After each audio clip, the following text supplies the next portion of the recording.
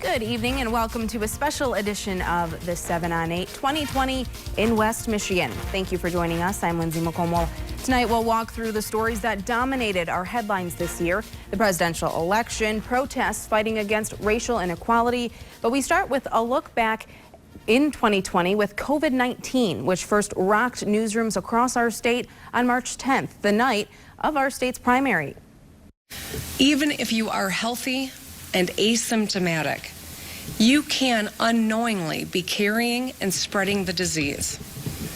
Assume that you are and take those precautions. Do it for yourself, for your loved ones, for your coworkers and the public at large. It was only a matter of time that as states around us saw their cases climb, the virus came here. We had 2 confirmed cases that first day, one in Oakland County, another in Wayne County. Governor Gretchen Whitmer immediately declared a state of emergency. Within days, we had positive cases on our side of the state as well. And on March 21st, our first casualty. 2 days later, another major announcement, a stay-at-home order and closure of our schools. But if we all do our part and simply stay home, we have a shot at helping our healthcare system meet our needs. Because our country has been so divided, Governor Whitmer's stay-at-home order was met with heavy resistance.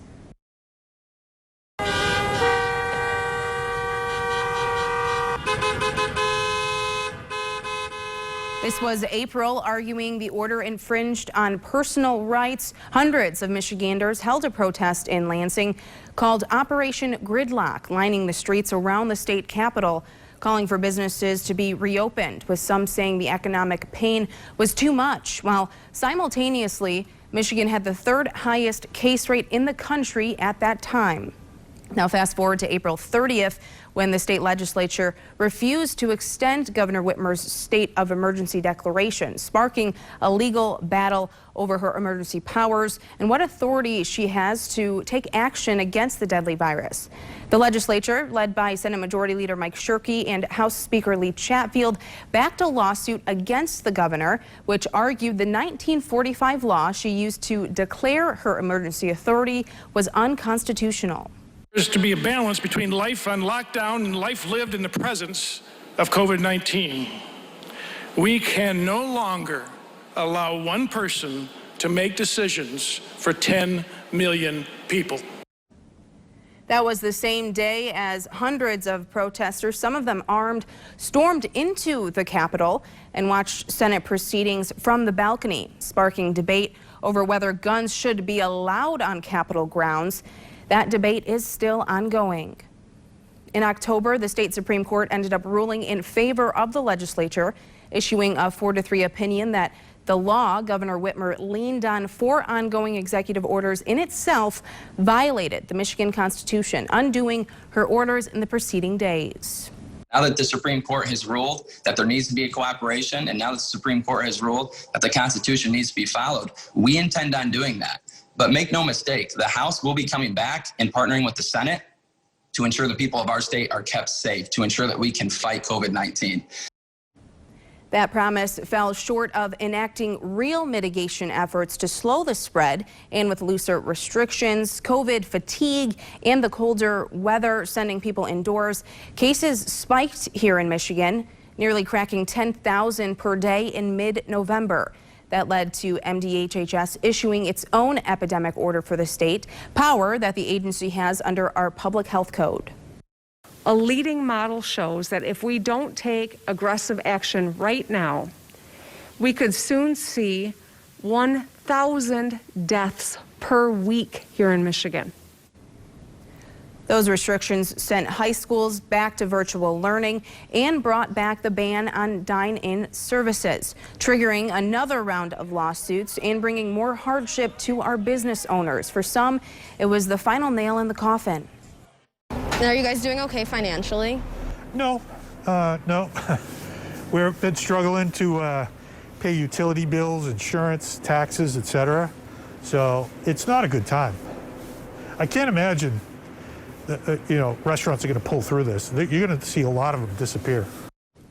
December 11th brought us the first glimpse of light at the end of the tunnel in all of this. The FDA granting emergency approval to use Pfizer's vaccine to fight COVID-19. By Sunday, trucks were pulling out of the Pfizer facility parking lot in Portage, getting the first doses en route to hospitals and hubs across our country. This is a historic day. You've given hope to people of the United States. Just tell us how you're feeling today and how the people of Pfizer are feeling as you've given us this way out, this light at the end of the tunnel. Oh, they are feeling very proud. They are feeling very proud for what they do every day. But now it's the recognition is so overwhelming. Everyone, including me, I'm receiving notes in my mailbox from neighbors that they just don't want to come in because of COVID restrictions and social distancing, but they are leaving their notes to say thank you, Pfizer. So it's a great moment for us. On December 14th, Spectrum Health dispatched its first round of vaccinations. Dr. Mark McClelland was the first to get the shot. In fact, he was the first person in our entire state to get inoculated. McClelland is a pulmonologist who works in critical care. He sat down in an interview with us to talk about the stress of working on the front lines, but also about how he felt one day after getting his first dose. All right, Dr. McClelland, so tell me, everybody wants to know, one day later, how do you feel? Feel good. I feel good. Physically speaking, I have a little bit of a sore arm where the injection was given. Very similar to really any other vaccine. But otherwise, no symptoms. Feel fine. Totally fine. We will never forget the lives lost to this deadly virus. More than 320,000 in the United States and more than 11,000 in Michigan. Still sadly climbing. One of the giants we lost, Peter Secchia, the longtime businessman and philanthropist and one-time U.S. ambassador, died in October at the age of 83. Secchia had been in declining health in recent years and was diagnosed with COVID-19 days before he passed away. He was a huge donor to his alma mater, Michigan State University, helping to bring the medical program to Grand Rapids, what's now known as the Medical Mile, also playing a key role on the Grand Action Committee that helped revitalize downtown. We also lost Honesty Hodges. Even at 14, she made an impact in her young life. Her story made national headlines after video footage showed her being held at gunpoint and handcuffed at just 11 years old.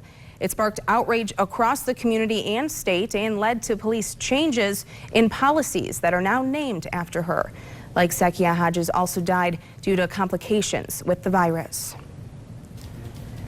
Coming up next, political junkies know it was a long road to November 3rd, but the election did not end on Election Day. We're running it down from start to eventual finish after the break. Welcome back. It's almost hard to believe 2020 started without a clear presidential candidate for the Democratic ticket.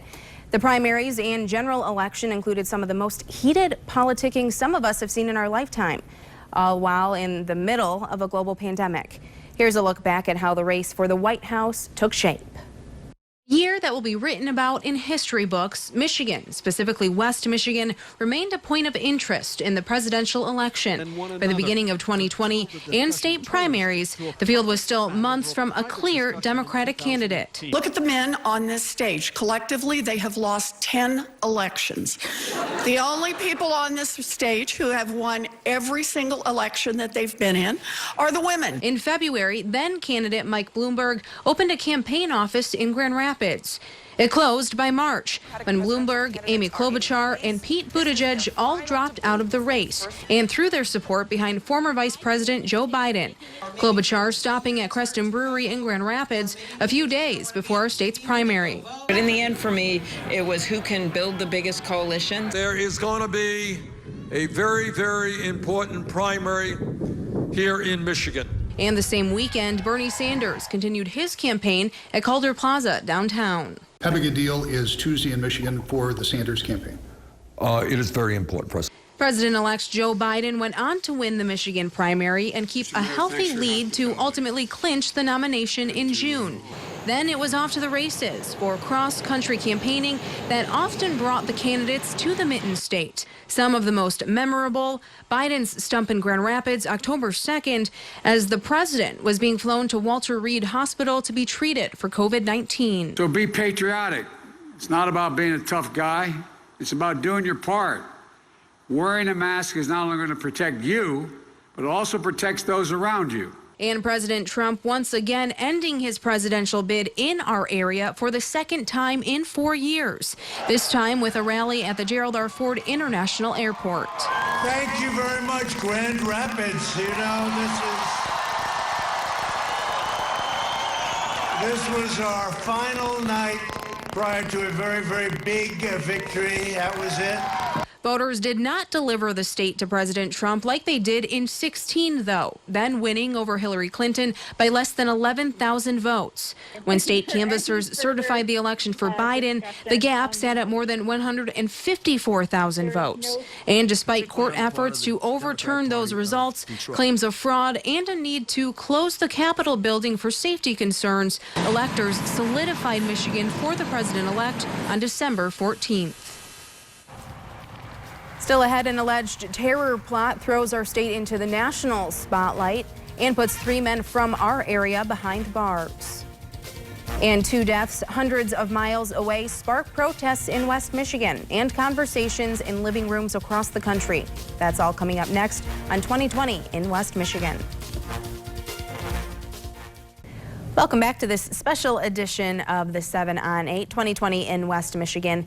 In October, our state made national news for all the wrong reasons. 14 men arrested on terror charges in what investigators say was a plot to kidnap and kill Governor Gretchen Whitmer. 6 are charged federally, 8 at the state level. Of the 14 suspects, 12 of them live in our state, 3 in West Michigan specifically. Michael and William Null are twins that live in Allegan County. Adam Fox lived in the basement of a vacuum cleaner repair shop in Wyoming. That store was raided overnight on October 7th, part of an effort across the state to bring in these suspects. The group includes members from 2 different militias, the Wolverine Watchmen and the Michigan Liberty Militia.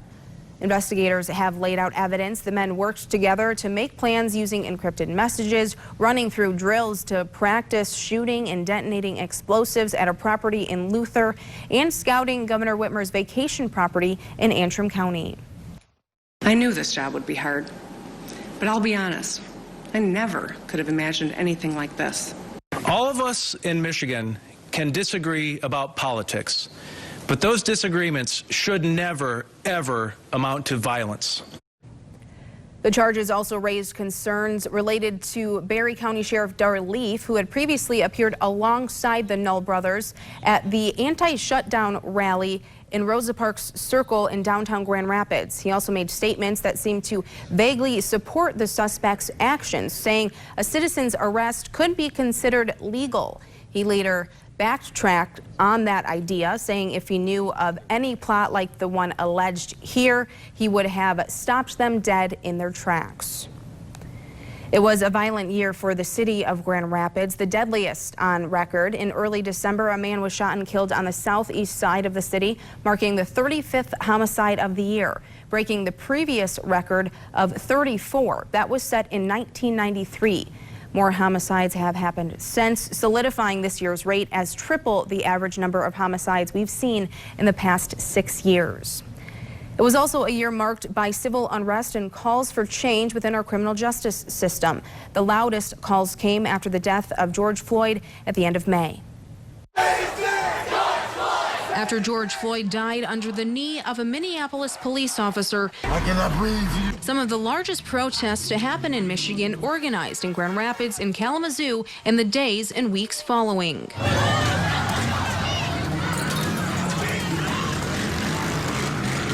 What began as a peaceful demonstration in downtown Grand Rapids on May 30th led to violence and destruction into the early morning hours of May 31st. Organizers of the initial protest distanced themselves from rioters who did more than $2 million in damages to downtown businesses and governmental property. People just trying to get a point across that, hopefully they got an ear, somebody listening now. For the first time in Kent County history, prosecutor Chris Becker authorized riot charges against suspects. As the year draws to an end, nearly 24 people have now been arrested and prosecuted prosecuted in connection to the downtown riot. Both in Grand Rapids and Kalamazoo, curfews were implemented to quell the ongoing demonstrations. And the National Guard deployed as support. Those who violated were subject to arrest and, in a few instances, tear gas. The unrest also led to critical community conversations surrounding police funding, with some local groups calling for cuts that would move funds elsewhere, with an emphasis on bolstering mental health services in scenarios where law enforcement response may not be the most appropriate. Do not forget what we're here for. We're here for justice. We're not here to argue. We're here to reason so we can move forward. Then in August, the Proud Boys, a far-right hate group, according to the Southern Poverty Law Center, hosted a protest in Kalamazoo, leading to fights and arrests of counter-protesters, a move that garnered additional community criticism and led to Kalamazoo Police Chief Carrie Ann Thomas leaving the department. News 8 confirmed in early December she was actually fired. Vernon Coakley has since stepped into the leadership role for the city of Kalamazoo. While Floyd's death sparked initial demonstrations, Breonna Taylor's death kept them going. The Grand Rapids native was killed during a police raid in Louisville more than 2 months before Floyd's death. Her loved ones continued their calls for justice in our area into the fall, resulting in Grand Rapids officials approving an honorary designation for the very street thousands demonstrated on in 2020. Monroe Center Street Northwest is now also known as Breonna Taylor Way. Coming up, 2020 in the world of weather. Ellen runs down the big events and the top storylines. That's in a few minutes. As crazy as 2020 has been on the weather front, things have actually been pretty quiet. Ellen's here with a look back at our forecasts. What were the big stories, Ellen?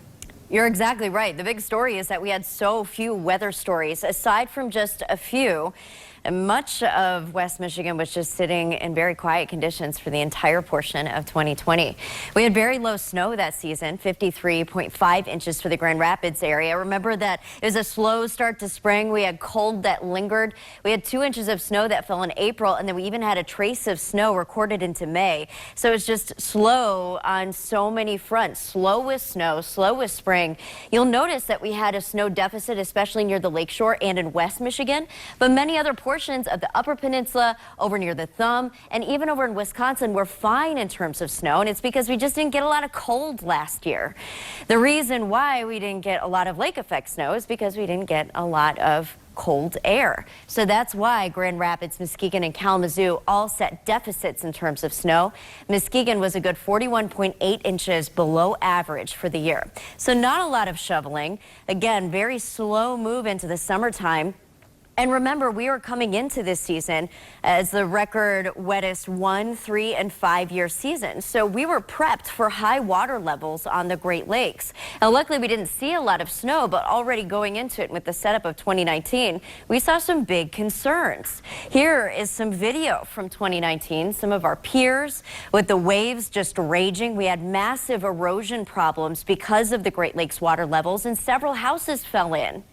If we look at some of the stats with water levels, we set new record, all-time record monthly water levels every month until we got to September. It wasn't until September that we started to drop below that record level. In 2020, we were just shy of shattering the all-time record, which was set back in 1986. You can see that bar here, but red is where we sat for much of the year, and that was very close to that record high water level.